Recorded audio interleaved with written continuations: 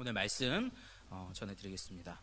오늘 말씀은 왜 기도가 응답되어야 합니까? 라는 제목으로 말씀을 전하겠습니다. 우리가 이제 직장에 들어가려고 하면 반드시 거쳐야 되는 코스가 있죠. 면접을 보게 됩니다. 면접. 그래서 면접을 볼 때 이제 그 면접하는 지원자들, 이제 취업하기 위해서 막 애쓰는 그 지원자들이 면접을 볼 때 제일 당혹스러워하는 질문이 하나 있습니다. 그 질문이 바로 뭐냐면 이런 겁니다. 당신을 우리 회사가 왜 뽑아야 됩니까? 이렇게 물어보는 거. 당해보신 분들이 있을 거예요.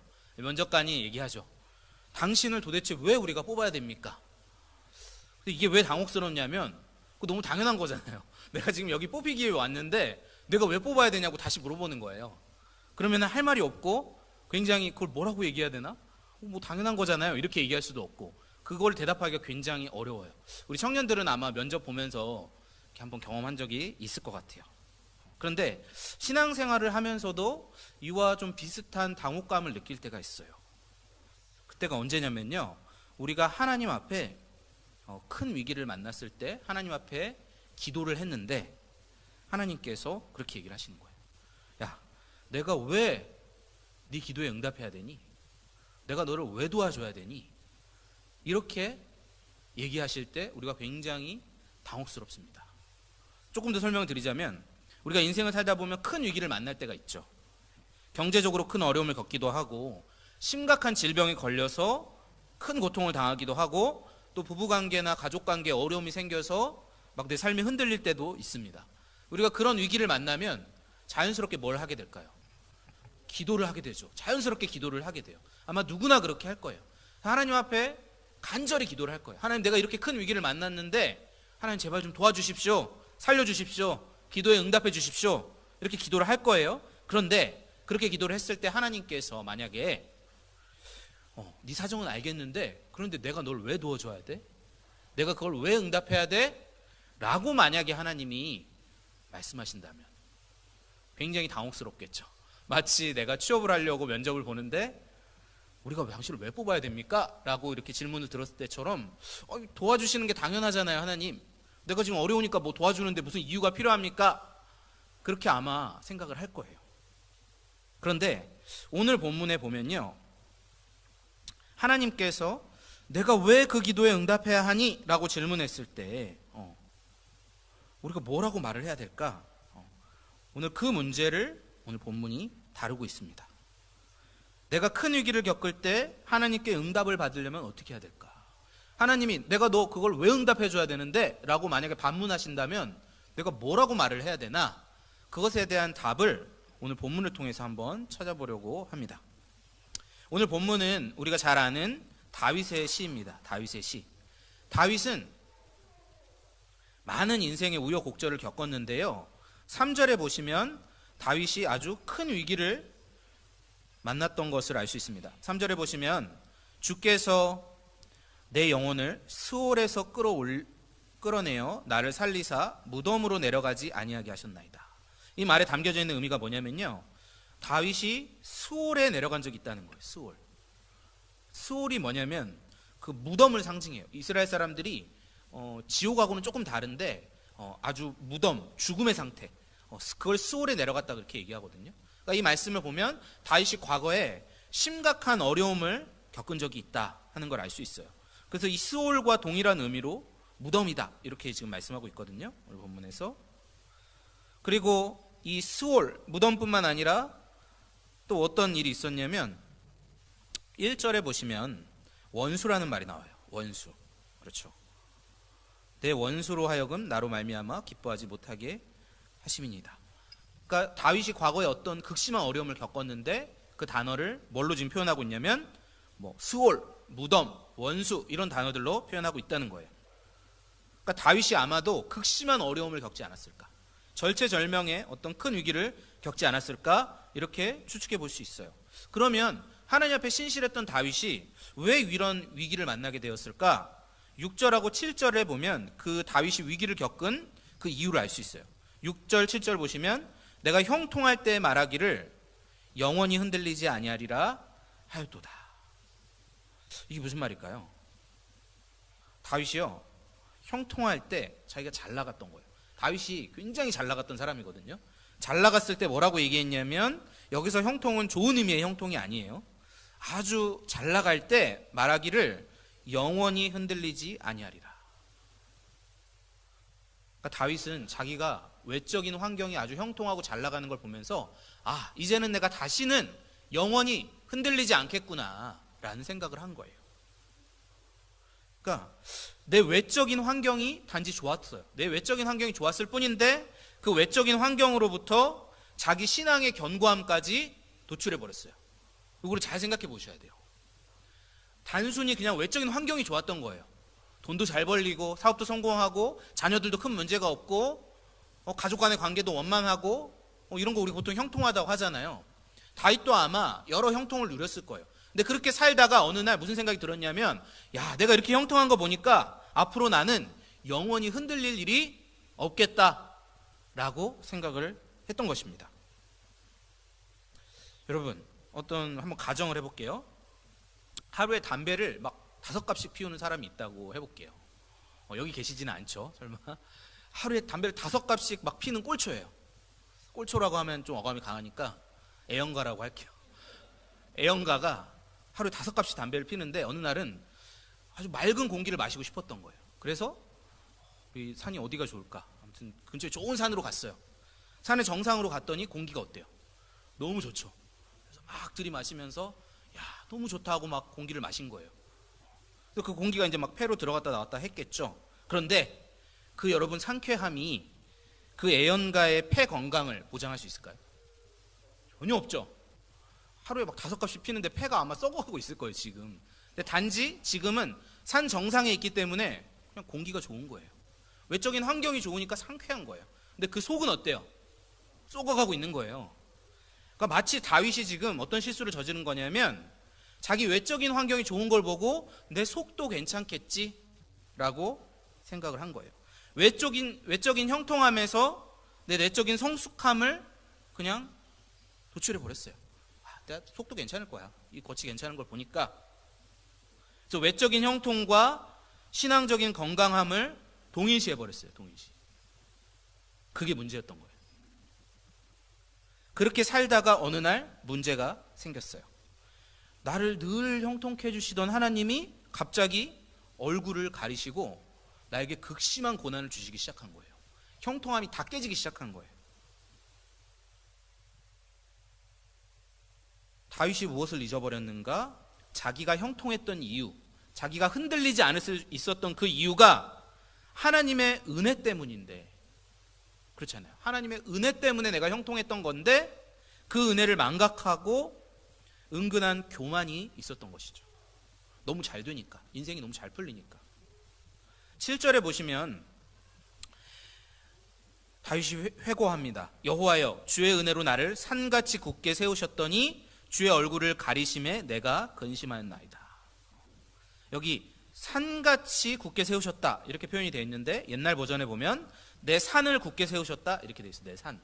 내 산이 뭘까? 이게 물론 비유적인 의미일 수도 있겠지만 좀 그냥 문자적으로 해석을 해보자면, 다윗이 산이 있었죠. 어떤 산이냐면 시온산이에요. 다윗성이 있었던 시온산.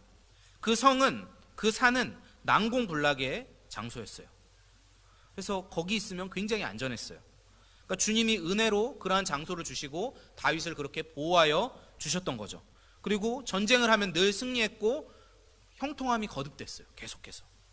그래서 그렇게 형통하다 보니까 그 형통함이 하나님의 은혜가 아니라 자기의 성숙함 때문이라고 착각한 거예요. 야, 내가 굉장히 훌륭한 사람이구나.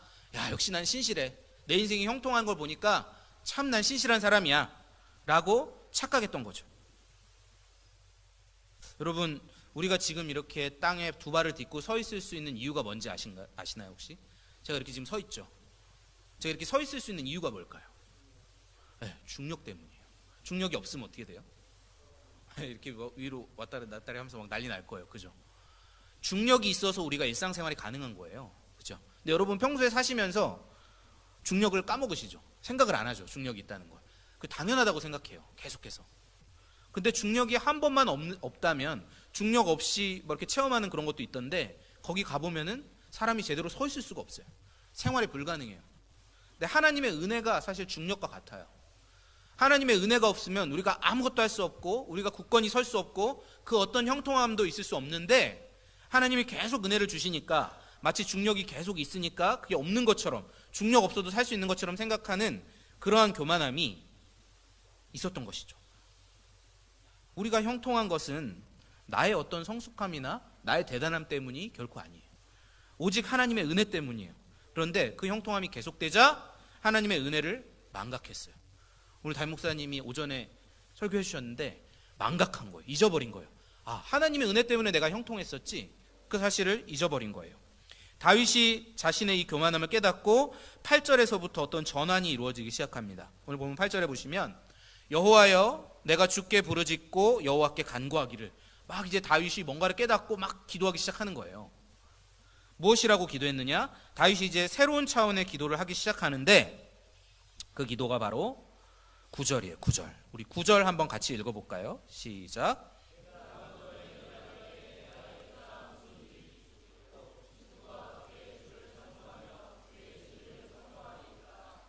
이 다윗이 새로운 기도를 드리고 새로운 차원의 기도를 하고 있는데 이 기도를 자세히 보시면 굉장히 논리적이고 굉장히 설득적이에요. 그렇죠.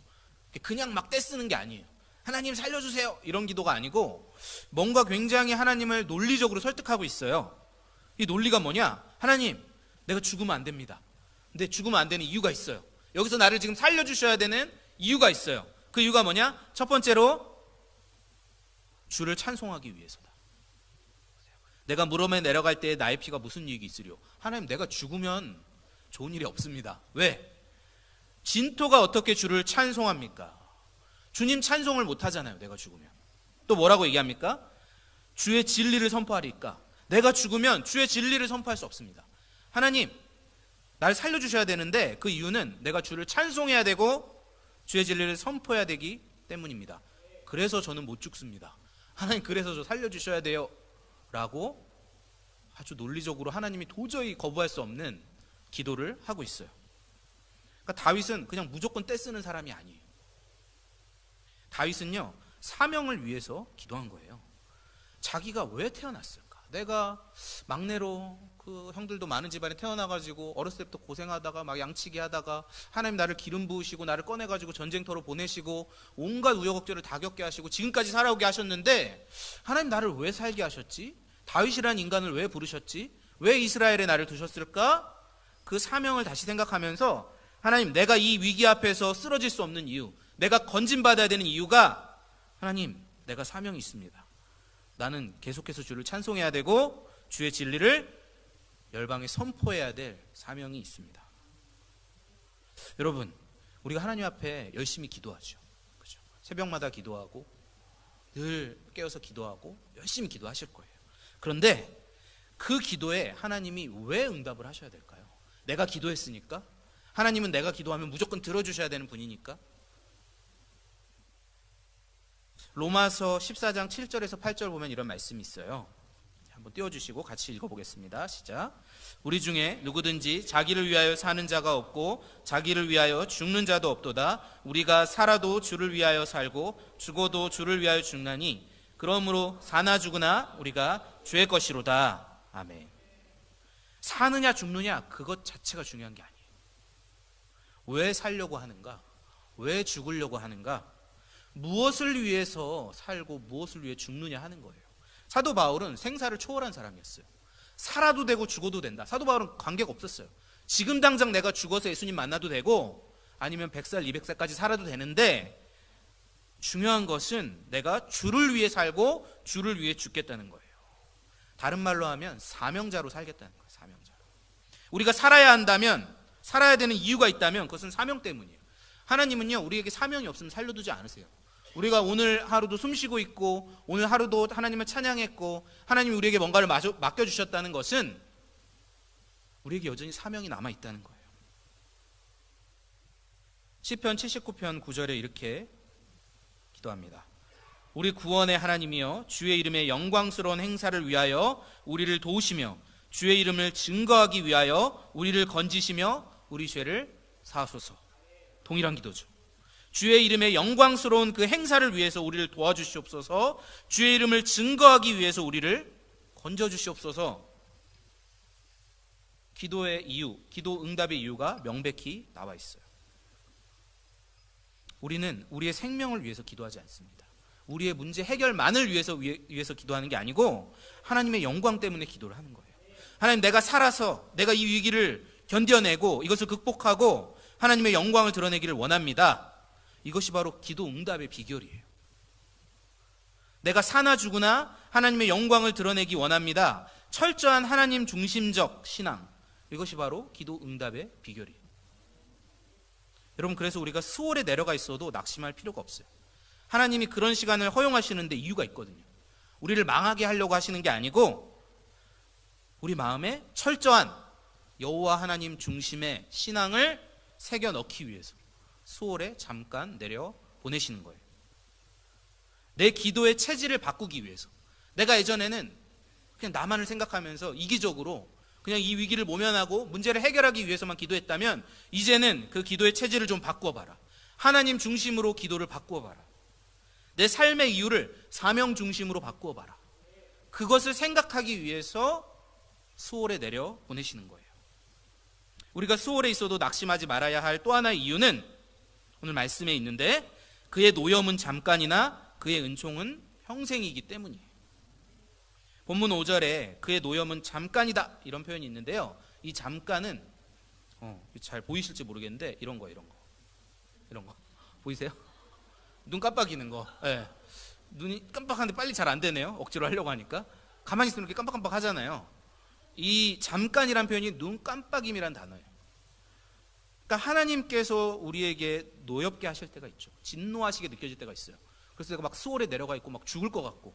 그런데 그 시간이 어때요? 눈 깜짝할 만큼 짧다는 거예요.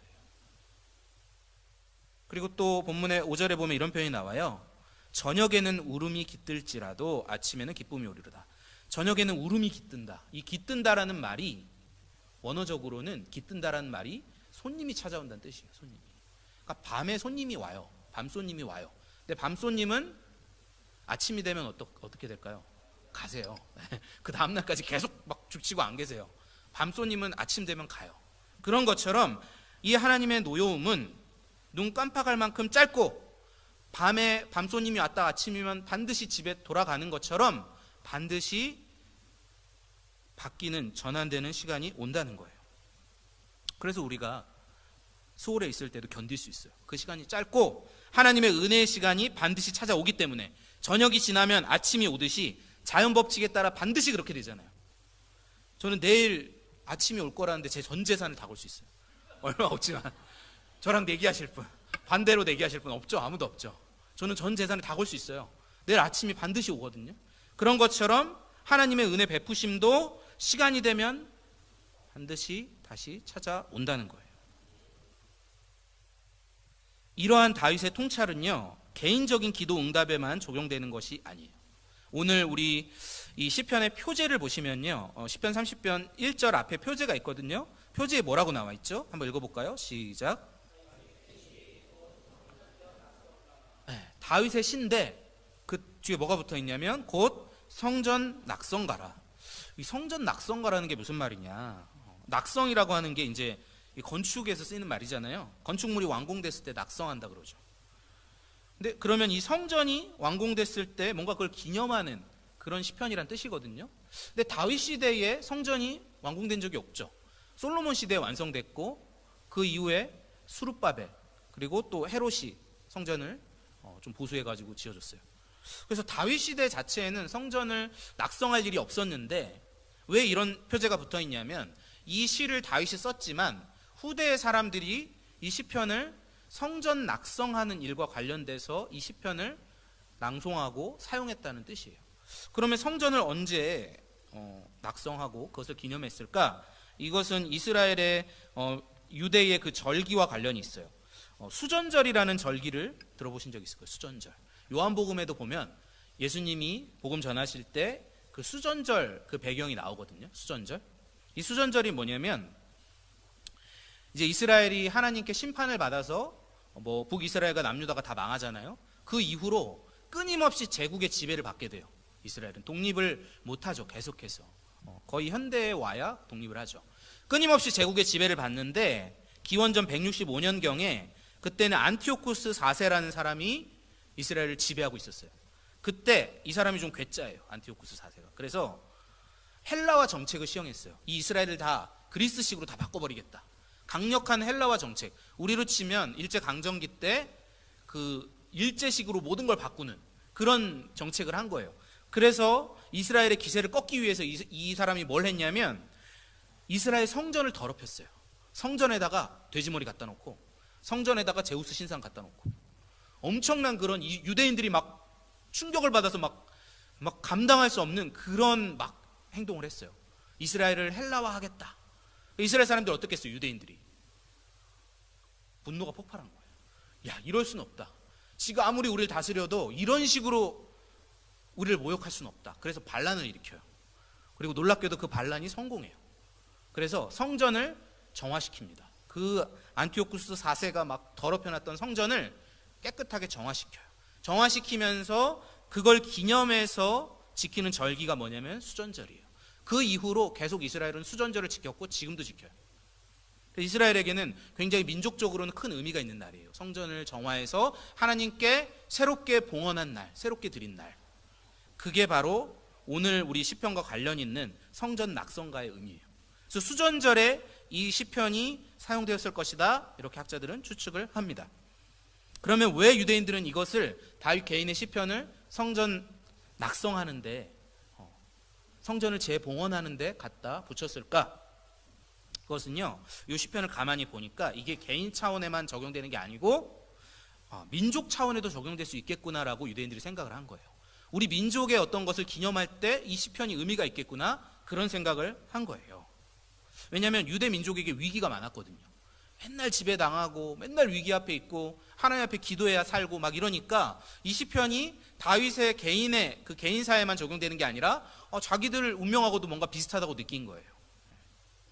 이걸 그래서 한번 우리도 우리 민족에게 적용할 수 있지 않을까. 여러분, 사실 우리 민족은요 큰 위기 앞에 있어요.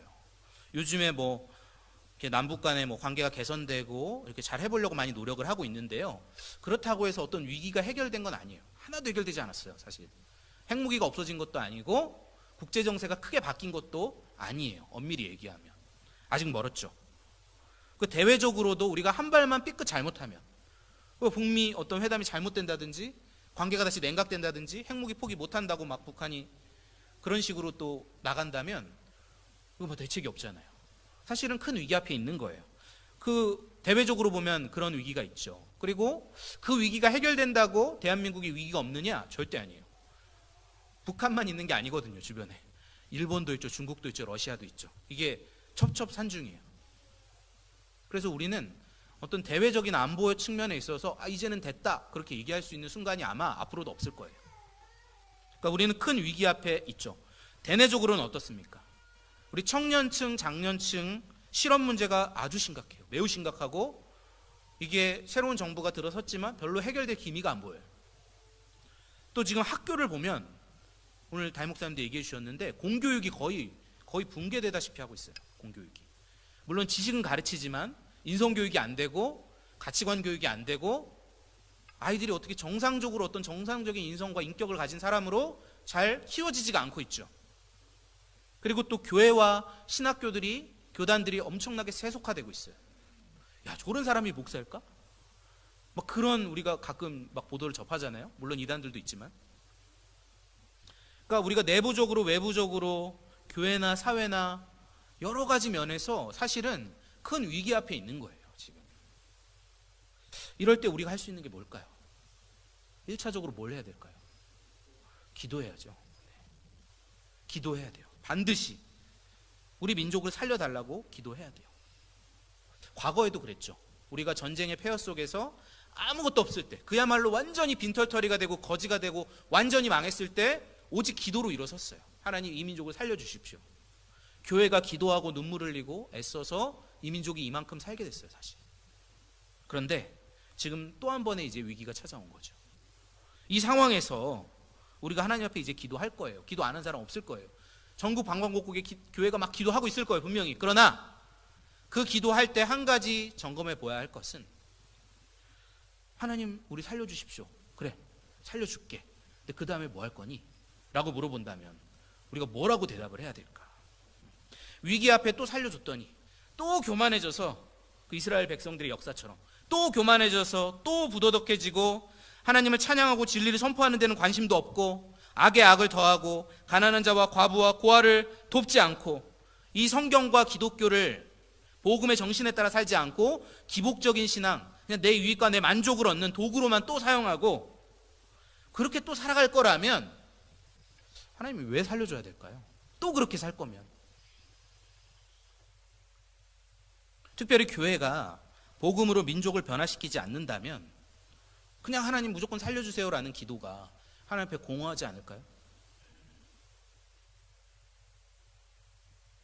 하나님, 우리가 민족의 문제를 위해 기도할 때, 우리 가정과 개인의 문제를 위해 기도할 때 하나님, 우린 단순한 문제 해결을 구하는 것이 아닙니다. 하나님, 우리는 하나님의 영광을 드러내기 원합니다. 사명자로 살기를 원합니다. 주를 찬송하고 주의 진리를 선포하기 원합니다. 우리가 그러한 마음으로 기도를 해야 할 것입니다. 우리가 그렇게 기도할 때 하나님이 어떻게 응답하실까요? 다윗이 이미 경험했습니다. 10절에 보시면 여호와여 들으시고 내게 은혜를 베푸소서 여호와여 나를 돕는 자가 되소서 하였나이다. 그렇게 했을 때 11절 보십시오. 너무나 아름다운 말씀인데 11절 같이 한번 읽어볼까요? 시작. 주께서 나의 슬픔이 변하여 내게 춤이 되게 하시며 나의 베옷을 벗기고 기쁨으로 띄우셨나이다. 우리가 슬픔을 겪고 정말 베옷을 입었다는 것은 이건 쉽게 얘기하면 막 너무나 고통스러운 일, 어떤 상을 당했거나 어떤 정말로 비참한 지경에 이르렀을 때 베옷을 입었는데 그 슬픔에 잠겨 있고 베옷을 입고 있던 그 상황일지라도 우리가 하나님 앞에 사명자로 온전한 기도를 드릴 때 그 슬픔이 변하여 춤이 되게 하시고 기쁨의 옷을 입게 하신다. 마지막 12절에 보시면요, 그것을 경험한 다윗이 이는 잠잠하지 아니하고 내 영광으로 주를 찬송하게 하심이니. 다윗이 영광을 얻었어요. 응답받아서. 그의 지위가 더 공고해졌고 그의 왕국이 더 확장되었고 하나님의 나라가 더 많이 확장됐어요. 그랬을 때 그 영광으로, 다윗이 얻은 영광으로 무엇을 했습니까? 다윗이 또 타락했나요? 그렇게 하지 않고 주를 찬송하였다. 내 영광으로, 내가 받은 영광으로, 내가 받은 복으로, 내가 받은 축복으로, 내가 받은 은혜로, 하나님 주신 모든 것으로, 그 영광으로 내가 주님을 다시 찬송합니다. 이것이 거룩한 선순환이죠. 내가 사명자로 살았더니 하나님이 내게 영광을 주셨어요. 그 영광 가지고 내가 그냥 싹 내 주머니에 넣는 것이 아니고 그것을 주님께 다시 돌려드리고 그것을 가지고 주님을 찬송했을 때 하나님이 더 큰 복을 주세요. 우리가 그것을 위해 부름받은 거예요. 성도님들, 어떤 일이 있든지, 정말 수월에 있든지, 그렇게 극심한 고통 가운데 있을지라도 이 말씀 잊지 마시고 나의 기도를 변화시키시고 사명자로서 기도하실 때 우리 또 다윗과 같은 이 동일한 응답을 하나님이 허락해 주실 것을 믿습니다. 기도하겠습니다. 하나님, 우리의 기도가 왜 응답되어야 하는지 주님 앞에 말씀을 근거로 하여 우리 기도하기를 원합니다. 하나님, 다윗의 고백처럼 하나님, 우리가 그 고통 가운데 있을 때 우리의 신앙의 체질이 바뀌게 하여 주시옵소서. 하나님, 중심적인 신앙으로 바뀌게 하시고 우리의 기도가 하나님의 영광을 구하는 기도가 되게 하시고 단순히 문제 해결이 아니라 주님의 영광을 드러내기 위한 그러한 기도로 변화되어서 우리가 응답받을 때에 그것을 가지고 주님을 찬송하고 높일 수 있도록 주님, 우리 인생을 새롭게 하여 주시고 우리 가정과 가문과 우리 민족을 새롭게 하여 주시옵소서. 감사드리며 예수님의 이름으로 기도합니다. 아멘. 찬송가 363장 찬송하시겠습니다.